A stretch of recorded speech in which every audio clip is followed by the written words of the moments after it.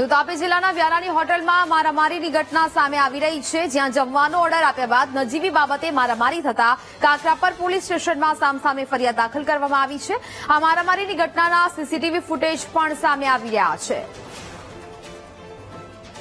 તો તાપી જિલ્લાના વ્યારાની હોટલમાં મારામારીની આ સમગ્ર ઘટના સામે આવી। જમવાનો ઓર્ડર આપ્યા બાદ મારામારી થઈ હોવાનું સામે આવ્યું છે, જેને લઈને હાલ તો આ કાર્યવાહી છે તે હાથ ધરવામાં આવી છે, જેના સીસીટીવી ફૂટેજ સામે આવી રહ્યા છે।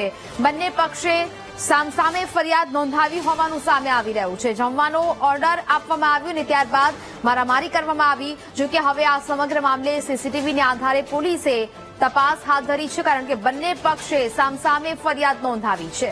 સંવાદદાતા દીપક ફોન લાઈન પર જોડાયા છે। દીપક, તાપી જિલ્લાના વ્યારાની હોટલમાં મારામારીની ઘટના સામે આવી છે, શું મામલો?